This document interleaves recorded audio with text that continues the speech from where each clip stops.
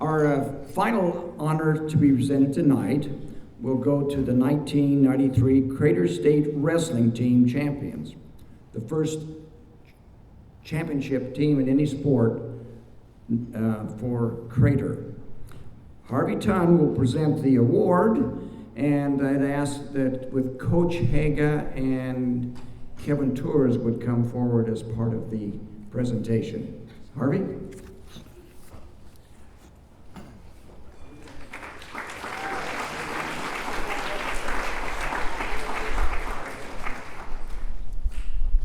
Harvey's corrected me. We need the whole team up here. These are the only two that are going to talk, brother. The only two we're going to allow to talk. Okay, so the whole team, please come forward. Yes, and that includes coaches.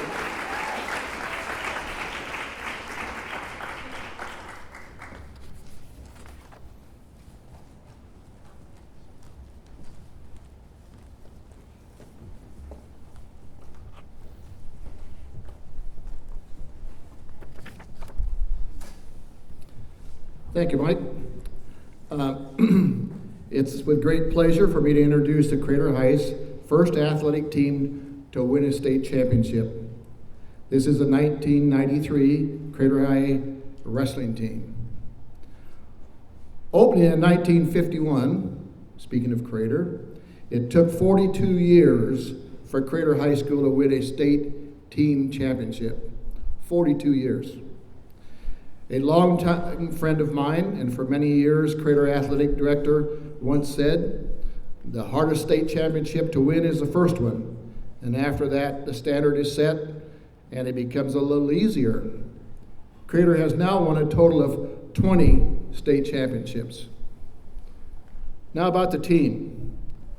They destroyed the other teams in the then Southern Oregon Conference, considered the toughest wrestling conference in Oregon, and qualified 12 wrestlers for the state tourney. Coach Greg Haga was quoted in the well-known newspaper, the Tribune. We could have a chance at state, never willing to commit himself. Newburgh had been the state champions for the 2 previous years and seemed to be dominating Oregon high school wrestling at that time. Another school that was showing strength with their wrestling program was Hillsboro, and our neighbors Eagle Point, who had been state champions a few years earlier. Many of you may remember that there were only 4 athletic conferences in the state of Oregon at that time, and Crater was in the 4A class that included more than 80 of the largest high schools in Oregon. When the state meet concluded, Crater had outdistanced Hillsboro and Newburgh by scoring a record of 169.5 points. They were led by, and you might identify yourselves, guys, so that people know who you are, Steve McNamee and Nolan Rubus, who were state champions. Nice job, Rube.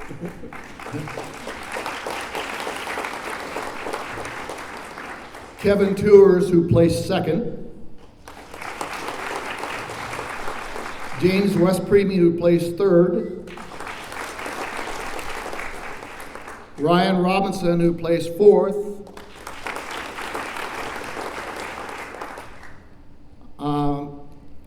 Tyler Lauder, who placed fifth. Brandon Gray, who placed fifth. And Matt Walker, who placed sixth.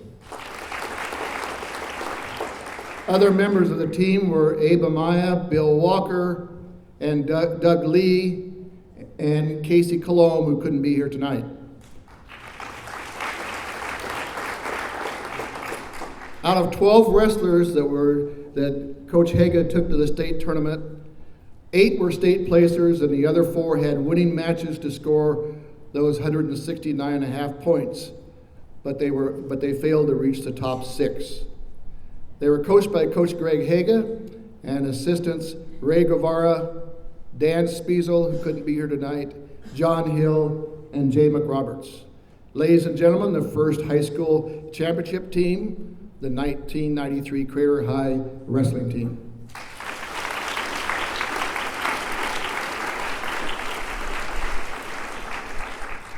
We do have some awards, and I'm not sure how we're going to do this. Let's present them and then We'll present some awards here, and then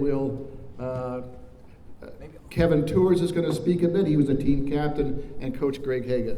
So, okay, now for the team captain, Kevin Tours.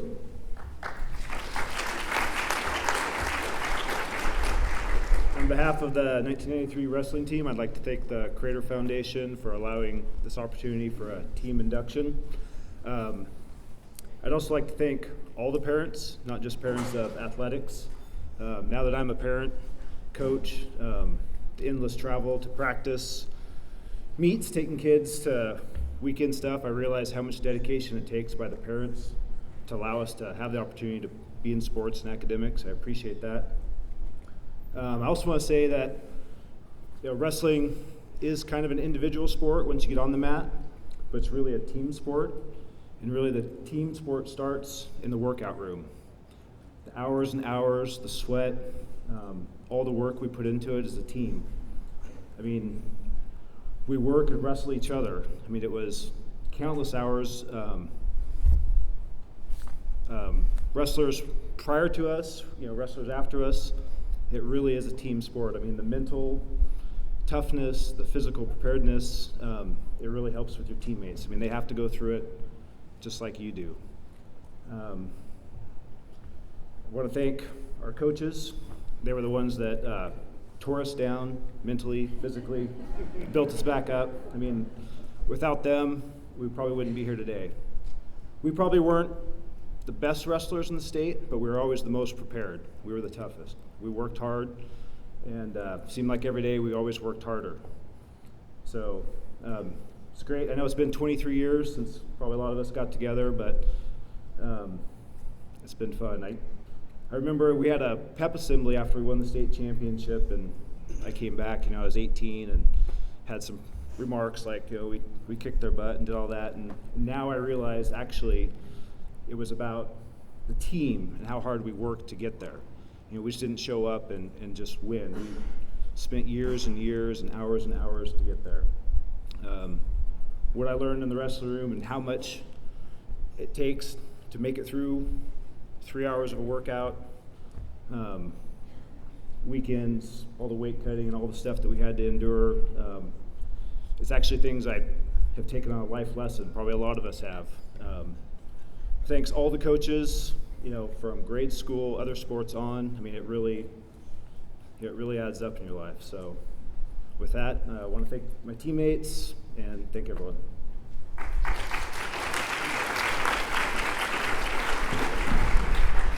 The guys jokingly said, well, we have bets on how long Haga's going to talk. So they say there's cold drinks someplace, and hurry up.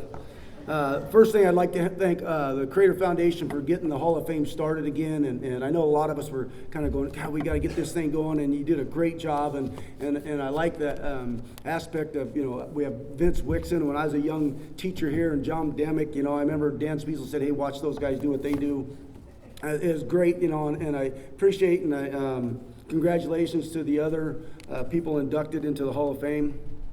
I'd like to thank Mike McLean. He was my principal and then superintendent during that time, and there's a couple times we got a little skirmish with Eagle Point and whatnot, and Mike always backed me.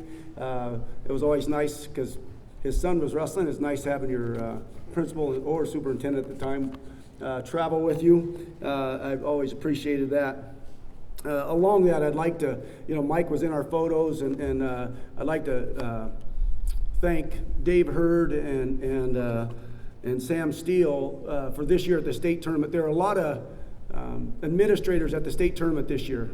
There are a lot of ADs, athletic directors at the state tournament. There was one AD that was willing to go into where the wrestlers were warming up and talking to the kids before their match and consoling them after the match, and that was Dave Hurd. There are, I'm sure, many administrators at the state tournament, but there was one that was down on the side, where all the wrestlers and everybody else was, and that was Samantha Steele. So I thank you guys for your support. I'd like to touch briefly on Doug Lee. When he got up here and spoke, he doesn't have a lot of words, but a couple words I'd say about Doug is he kind of opened the door for us at University of Oregon.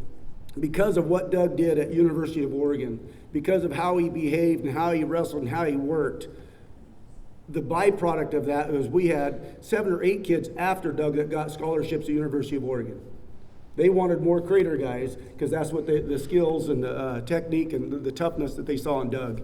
And I really appreciate that. I remember Doug as a pretty young kid, and he'd be cuffing people on top of the head, and all the fans are going crazy, and I'm thinking, hey, that's great wrestling. Dan Spiesel couldn't be here, but I was on a telephone call with Dan, and he wanted me to tell you guys he loves you, and you guys are the team that kicked the door down for all the rest of the other ones, and he wished he could be here. Personally, as the young coach on the staff at that time, there's some people that I'd really like to point out, and that's Jay McRoberts and Ray Gabar and Dan Spiesel had worked on this program for many years. I stepped into it as a fairly young guy. My 6th year as coaching, we win a state title. I'm thinking, hey, this is pretty easy. And Dan and Ray and Jay, it's been a career. John Hill steps into it his first year, and he wins. He goes, hey, what's so tough? But really, it was the work that they did, and great for a young coach of myself at that time, not anymore. It was great to have them as mentors and friends and people that I could emulate. Now, for this team was almost didn't happen. The first day of practice, Kevin dislocates his shoulder, collarbone, pops that off his shoulder, thinking, uh-oh, there goes one of our state placers. Fiasco trip in Reno, takes us 4 hours to get a city block. We get a tree falls in the road. The Bears, which that's all the ornery guys, we slept in a van. It wasn't down by the river, but it was by a motel. And Ray Gabar slept in one motel room with about 14 guys, and Spees was in a little minibus with some guys. The one thing I really appreciate about this group was in 1990 we had a real good team, and these guys were freshmen. And they kind of took their lumps from those older guys. And when those guys graduated, a lot of these kids as sophomores were in our lineup. And we wrestled Crook County in the Oregon Classic, and they got after us pretty good. 2 weeks later, we wrestled Cook County again, and we beat them. These guys were always kind of fighters. And Kevin mentioned it. They might not have been the most skilled, but they're the toughest. And I've always said that. If there's one group that we're going to go into battle with, this is the group, because they're fighters. They fight for each other. They fight with each other. They'll fight anything. And I just appreciate their work ethic, because they were trying to do something that nobody else had ever done. And there's other teams that probably might have been right in that boat that could have done that. But these are the guys that finally had the right mental aspect that they got the job done. And as Dan Spiesel and I were sitting in the hotel room about at midnight, not one of us knowing, Friday night we knew we had it locked up, but not one of us would say anything about it. And finally, till right before I got ready to leave, Dan gets up, and Dan's never get emotional, right? He never get emotional. Kind of gets half emotional, his lips kind of curls a little bit, and he said, I think we got it. And I said, don't say that. We got it when we get it. And just on the behalf of these guys here and their parents and their family, that trip coming back from California or from Reno that took us 12 hours to get to Shasta City, and then we stayed overnight, and then the next morning we have to cook them breakfast. And as a 25, 26-year-old, I thought it was fun. The other coaches were going, what the heck's going on? Anyway, but to the parents that allowed us to do that and allowed these kids to come home after the workouts that they went through, I appreciate your help. And I want to mention, Casey's not here, but Casey Clome, I also want to mention the Clomes and some of the families out there. My first job as the head coach, I fired the Mat Club coach, and I hired Russ Walker and Art Lee. And our program benefited from that for many years. And I just want to thank these guys. I love you guys. Now that we're old, you look back on some of the pictures and, back when we were young, and you achieved some great things. And I just appreciate all the hard work, and our coaches, I appreciate the friendships. And to you guys in the Crater Foundation, again, thank you, and go Comets.